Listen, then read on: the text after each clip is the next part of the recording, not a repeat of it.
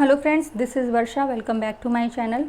आप सभी को पता है कि सीटेट का आपका जो एग्ज़ाम है वो अगस्त में होने वाला है, जिसमें बहुत कम टाइम है। और इस बार का जो एग्ज़ाम है वो ऑफलाइन मोड में होगा। तो आपके लिए जो ऑफलाइन प्रीवियस ईयर पेपर हैं वो बहुत ज़्यादा इंपॉर्टेंट है। इसमें आपके 2018 तक के पेपर जो हैं वो करा दिए गए हैं चैनल पर, जिनकी प्लेलिस्ट बनी है और लिंक जो है वो डिस्क्रिप्शन बॉक्स में मेंशन है, आप सभी वहाँ से देख सकते हैं। ठीक है, आज हम कराने वाले हैं सीटेट 2019 का पेपर, जो कि क्लास 1 to 5 के लिए हुआ है। प्रीवियस ईयर क्वेश्चंस बहुत ज़्यादा ज़रूरी हैं। रिपीटेडली क्वेश्चंस पूछे जाते हैं एज इट इज़, उसके ऑप्शन भी आपको वही मिल जाते हैं, इस तरह से क्वेश्चन पूछा जाता है। ठीक है, तो स्टार्ट करते हैं वीडियो। पहला क्वेश्चन आपका है कि निम्नलिखित संरचनाओं में से शिक्षा का अधिकार अधिनियम 2009 किसकी वकालत करता है। तो याद रखिएगा कि 2009 शिक्षा का अधिकार अधिनियम समावेशी शिक्षा की वकालत करता है। समावेशी शिक्षा, हर तरह का बच्चा। ठीक है, इस लाइन को, ये कोड वर्ड टाइप आप ऐसे याद रखिए कि समावेशी शिक्षा में क्या होता है कि हर तरह के बच्चे को लिया जाता है, चाहे वो दुर्बल वर्ग का हो, निःशक्त हो, ठीक है, किसी भी बीमारी से पीड़ित हो, हर तरह के बच्चे को आपको समावेशी शिक्षा में कक्षा में बिठालना होगा। इसमें हम सिर्फ राइट ऑप्शन लेंगे, नहीं तो वीडियो बहुत बड़ा हो जाएगा। नेक्स्ट क्वेश्चन है आपका, यह विचारधारा कि सभी बच्चों को एक नियमित विद्यालय व्यवस्था में समान शिक्षा प्राप्त करने का अधिकार हो, ये क्या है, कैसी विचारधारा है। तो ये कौन सी है, अभी हमने इस पर बात की, समावेशी शिक्षा। ठीक है, नेक्स्ट है, एक शिक्षक को क्या चाहिए कि वह विशेष संस्कृतियों समुदायों के बच्चों को बढ़ावा दे, एक विद्यार्थियों के बीच सांस्कृतिक विभिन्नताओं की विविधता को अनदेखी करे, यह संप्रेषित करे कि वह कक्ष में सभी संस्कृतियों का सम्मान करती है एवं महत्व देती है। तो आपका जो राइट ऑप्शन है वो सी है। यहाँ पर शिक्षिका या शिक्षक ऐसा होना चाहिए जो सभी की संस्कृतियों को समान रूप से महत्व दे। फोर्थ है आपका, बच्चे प्रभावी रूप से सीखते हैं जब, कैसे सीखते हैं, पाठ्यपुस्तक के लिए में दिए गए तथ्यों का याद करके, श्याम पट पर आपके अध्यापक के द्वारा लिखे गए उत्तरों की नकल करके। तो याद करना, नकल करना, ये चीज़ें नहीं आपको जो है राइट ऑप्शन में लेनी है। वे विभिन्न गतिविधियों एवं कार्यों में सक्रिय रूप से भाग लेते। तो यहाँ पर क्या आ गया, सक्रिय रूप से, यानी एक्टिवनेस आ गई। तो आपका जो राइट ऑप्शन है वो सी हो गया। ठीक है, जो पॉजिटिव आंसर है उसकी तरफ हमें जाना है। ठीक है, जैसे ही आप पॉजिटिव आंसर चूज़ कर लेंगे, आपका क्वेश्चन कोई गलत नहीं कर सकता। रटना, याद करना, ठीक है, नकल करना, इस तरह की जो टैग वर्ड्स होते हैं उनको बिल्कुल हटा देना है। तो बच्चों को कक्षा में प्रश्न क्या करना है, पूछने के लिए प्रेरित करना चाहिए। ये बहुत बार क्वेश्चन आया है। ठीक है, बच्चों को कक्षा में प्रश्न पूछने के लिए प्रेरित करना चाहिए, उनको रोकना नहीं है। 6th क्वेश्चन है, निम्नलिखित में से कौन सी एक मुख्य प्रक्रिया नहीं है जिसके द्वारा सार्थक अधिगम घटित होता है। तो कौन सी प्रक्रिया नहीं है पूछा है, तो इसमें कंठस्थीकरण एवं स्मरण, ये जो है वो अधिगम मुख्य प्रक्रिया नहीं है अधिगम की। नेक्स्ट आपका 7th क्वेश्चन है, जो कि एक मैचिंग है, तो देख लेते हैं। निम्नलिखित में से कौन सा स्तंभ का के बच्चों को स्तंभ खा में उनकी प्राथमिक विशेषताओं को के सही मिलान को प्रस्तुत करता है। प्रतिभाशाली बच्चा कैसा होगा, शीघ्रता से एवं स्वतंत्र रूप से सीखने की योग्यता रखेगा। तो इसका जो राइट ऑप्शन है वो डी हो गया। अधिगम आवश्यकता वाला बच्चा कैसा होगा, उसमें अधिगम आवश्यकता वाले में धारा प्रवाह पढ़ने में कमी होगी। सृजनात्मकता वाले जो होते हैं वो मूल संसाधनों के बारे में सोच सकता है। एंड अवधान कमी, अति सक्रियता, यानी आसानी से विचलित होने की आदत।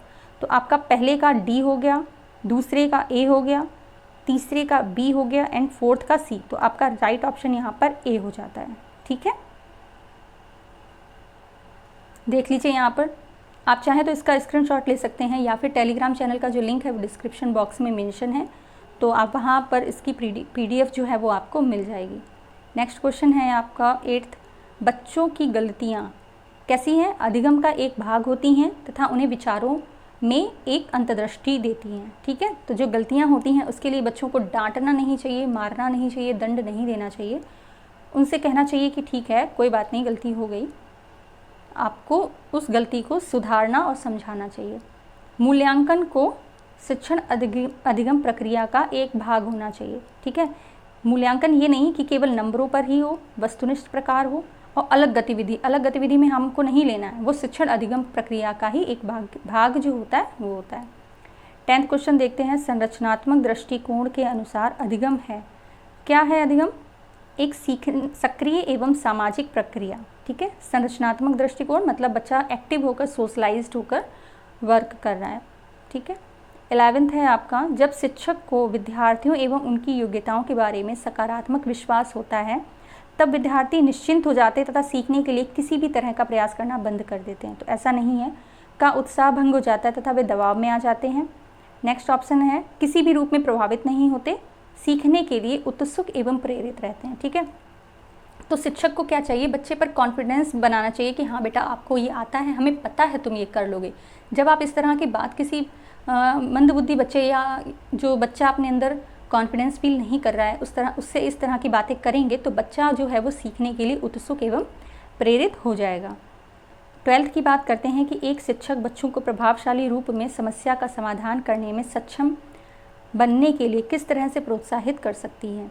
तो पाठ्यपुस्तक में एक ही प्रकार के प्रश्नों के उत्तर अभ्यास के लिए पाठ्यपुस्तक में दी गई सूचनाओं का कंठस्थीकरण नहीं कराना है। बच्चों को समस्याओं के बारे में सहजानुभूत अनुमान लगाने एवं बहु विकल्पों को देखने के लिए प्रोत्साहित करके या पाठ्यपुस्तक के सभी प्रश्नों को व्यवस्थित तरीके से समाधान लिखकर।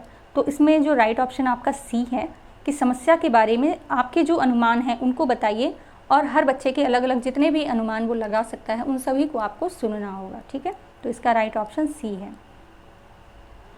नेक्स्ट है कि वह विधियां जिनके प्रयोग में विद्यार्थियों की स्वपहल का प्रयास शामिल है निम्न में से किसका उदाहरण है। अधिगमकर्ता केंद्रित विधि, ठीक है। बच्चा क्या है, अपने आप लर्न करके जो है वो उदाहरण एग्जाम्पल दे रहा है, तो ये हो गया आपका बी। नेक्स्ट है आपका 14th क्वेश्चन, नीचे लिखी हुई स्थिति किस सिद्धांत को दर्शाती है। जो विद्यार्थी अच्छा प्रदर्शन नहीं कर पाते हैं वे महसूस करते हैं कि वे पर्याप्त रूप से अच्छे नहीं हैं और हतोत्साहित महसूस करते हैं, तब उनमें बिना प्रयास के कार्य को आसानी से छोड़ देने की संभावना है। तो ये संज्ञान एवं संवेग अलग नहीं है, इससे संबंधित है, इस सिद्धांत को दर्शा रहा है, ठीक है। जो संज्ञान और संवेग जो होते हैं वो एक दूसरे के क्या होते हैं, पूरक होते हैं। निम्नलिखित में से कौन सा प्राथमिक समाजीकरण है। तो ये सभी जानते होंगे कि जो हमारा परिवार है, ठीक है, वो प्राइमरी सोशलाइजेशन एजेंसी होता है, ठीक है। द्वितीय में क्या हो गया आपका, विद्यालय हो गया, और परिवार और पास पड़ोस आपके प्राथमिक में आ जाते हैं। जीन पियाजे के सिद्धांत का प्रमुख प्रस्ताव है कि बच्चों की सोच गुणात्मक रूप से वयस्कों से भिन्न होती है। उन्होंने बोला है कि हर स्टेज की अपनी अलग जो अनुभव होते हैं वो अपने अलग अनुभव होते हैं। नेक्स्ट आपका है क्वेश्चन 17, जेंडर कैसा, एक सामाजिक संरचना है, ठीक है, समाज द्वारा बनाई गई है। जेंडर रूढ़िवादिता भी जो है वो समाज से ही आई है। निम्नलिखित में से कौन सा विकास के व्यापक आयामों की सही पहचान करता है। तो ये सभी को पता होगा, PCSE, शारीरिक, संज्ञानात्मक, सामाजिक, संवेगात्मक, ठीक है। ये बिल्कुल ऐसे ही सीरीज़ में होता है, तो याद रखिएगा PCSE करके आप याद कर सकते हैं, यानी कि physical, cognitive, social and emotional. Next question आप देख सकते हैं 19, बुद्धि के बारे में निम्नलिखित कथनों में से कौन सा सही है। तो बुद्धि अनुभव के परिणाम के रूप में व्यवहार में एक अपेक्षाकृत स्थायी परिवर्तन है। बुद्धि एक आनुवांशिक विशेषक है जिसमें मानसिक गतिविधियां जैसे स्मरण एवं तर्क शामिल होते हैं। बुद्धि बहुआयामी है जिसमें बुद्धि परीक्षणों के द्वारा पूर्ण रूप से परिमेय न की जाने वाली कई योग्यताएं शामिल हैं। बुद्धि अभिसारी रूप से सोचने की योग्यता है। तो आपका जो सी ऑप्शन है, आप सभी जानते हैं कि गार्डनर ने दिया है बहुबुद्धि सिद्धांत, ठीक है। तो बुद्धि बहुआयामी है जिसमें बुद्धि परीक्षणों के द्वारा पूर्ण रूप से परिमेय न की जाने वाली कई योग्यताएं शामिल हैं। नेक्स्ट क्वेश्चन है, प्रगतिशील शिक्षा में बच्चों को किस तरह से देखा जाता है। सक्रिय अन्वेषक, ठीक है, कि बच्चे जो हैं वो एक्टिव लर्नर हैं, एक्टिव एक्सप्लोरर्स हैं, ये प्रगतिशील शिक्षा में बच्चों को देखा जाता है।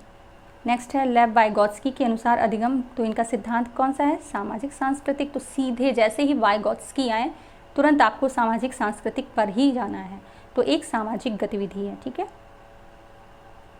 नेक्स्ट है 22, निम्नलिखित में से कौन सा पूर्व क्रियात्मक अवस्था काल के बच्चे को विशेषित करता है।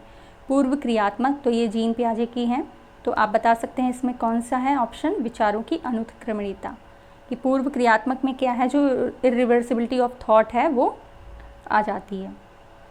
नेक्स्ट देखते हैं, बच्चों और उनके अधिगम के संदर्भ में निम्नलिखित कथनों में से कौन सा सही है। बच्चों को सीखने के लिए अभिप्रेरणा तथा सीखने के लिए उनकी सक्षमता केवल आनुवांशिकता के द्वारा पूर्व निर्धारित होती है। सिर्फ आनुवांशिकता नहीं होती, आनुवांशिकता और पर्यावरण दोनों ही होते हैं, ठीक है। तो राइट ऑप्शन आपका क्या है, डी है, कि सभी बच्चे सीखने के लिए स्वाभाविक रूप से प्रेरित होते हैं तथा सीखने में सक्षम होते हैं, ठीक है। पुरस्कार, दंड, अधिगम अक्षमता, ये सारी चीज़ें आपको नहीं लेनी है। सामाजिक आर्थिक पृष्ठभूमि, ये सारी चीज़ें नहीं होती हैं। बच्चा जब प्रेरित होगा स्वाभाविक रूप से तभी वो सीख पाएगा। नेक्स्ट क्वेश्चन है, चालक विकास की दर में व्यक्तिगत विविधताएं होती हैं, फिर भी चालक विकास का क्रम से डैश तक है, तो क्या होगा इसमें, अधोगामी, शीर्षगामी, अपरिष्कृत स्थूल चालक विषय। तो इसका जो राइट ऑप्शन है आपका वो बी है कि अपरिष्कृत स्थूल चालक विकास और परिष्कृत सूक्ष्म चालक विकास। कि पहले क्या होता है, आप चीज़ों को पूरे हाथ से पकड़ना स्टार्ट करते हैं जो बच्चे हैं, फिर वो सूक्ष्म करते हैं, फिर वो पेंसिल को आराम से पकड़ लेते हैं। पहले क्या पूरा हाथ उठाएंगे, तो वही चीज़ यहाँ पर बोली गई है। नेक्स्ट है आपका, वह विधि जो वयस्कता के संक्रमण की पहल करती है उसे क्या कहते हैं। तो पूर्व, इसको क्या बोलते हैं, किशोरावस्था। भाई वयस्क होने से पहले बच्चा कैसा होगा, किशोर होगा, ठीक है। नेक्स्ट है 26, जीन पियाजे के अनुसार बच्चे प्रेक्षणात्मक अधिगम की प्रक्रिया का अनुसरण करते हैं एवं दूसरों का अवलोकन करके सीखते हैं। बच्चों को उद्दीपन अनुक्रिया संबंधों के सावधानीपूर्वक नियंत्रण के द्वारा एक विशेष तरीके से व्यवहार करने के लिए अनुबंधित किया जा सकता है।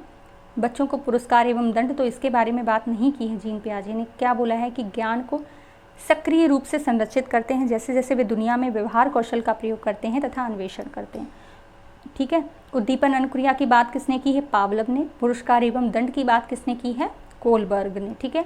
जीन पियाजे ने बच्चे के लिए सक्रिय रूप की बात की है कि ज्ञान को सक्रिय रूप में सीखते हैं। मौखिक संवाद जो बच्चे अपने आप से करते हैं उन्हें लेव वाइगोत्स्की ने क्या बोला है, प्राइवेट वार्ता, ठीक है, निज वार्ता, प्राइवेट स्पीच। नेक्स्ट आपका देखते हैं, खिलौने, पहनावे की वस्तुएं, घरेलू सामग्रियां, व्यवसायों एवं रंगों की को विशिष्ट लिंग के साथ संबंधित करना क्या संदर्भ प्रदर्शित करता है। तो ये जेंडर रूढ़िवादिता है कि भाई लड़की है तो आप गुड़िया खेलेंगी, किचन का सामान खेलेंगी, लड़का है तो आप फौजी टाइप के जो गैजेट्स होते हैं उनके साथ खेलेंगे। तो ये सारी चीज़ें क्या हैं, जेंडर रूढ़िवादिता को बढ़ावा देते हैं। 29 है कि एक प्रारंभिक कक्षा कक्ष में एक बच्ची अपने साथ जो अनुभव लाती है तो उसकी अपेक्षा करनी चाहिए, ध्यान नहीं देना चाहिए, उसे शामिल कर उनका संचय करना चाहिए, ठीक है। तो आपका इसमें सी ऑप्शन सही है कि कोई भी बच्चा हो अपने साथ अपने परिवार का जो भी प्रारंभिक कक्षा जो भी अनुभव लेकर आता है तो आपको उसे स्वीकार करना चाहिए। लास्ट आपका क्वेश्चन है कि एक बच्चा तर्क प्रस्तुत करता है कि हिंस की दवाई की चोरी नहीं करनी चाहिए, वह दवाई जो अपनी पत्नी की जान बचाने के लिए ज़रूरी है, क्योंकि यदि वह ऐसा करता है तो उसे पकड़ा जाएगा और जेल भेज दिया जाएगा। कोलबर्ग के अनुसार वह बच्चा नैतिक समझ की किस अवस्था के अंतर्गत आता है। आपने ये स्टोरी पढ़ी होगी या सुनी होगी, तो वह दंड एवं आज्ञापालन अभिविन्यास की जो अवस्था है उसके अंतर्गत आता है, ठीक है। तो आई होप कि आपको ये वीडियो समझ में आई होगी। वीडियो बहुत ज़्यादा यूज़फुल है, ठीक है। और इस तरह के जो क्वेश्चंस होते हैं वो रिपीटेडली पूछे जाते हैं और पेपर ऑफलाइन है तो PYQ बहुत इंपॉर्टेंट है। अगर आपको वीडियो समझ में आई है तो प्लीज़ चैनल को लाइक, शेयर एंड सब्सक्राइब ज़रूर करें। Thank you so much for watching.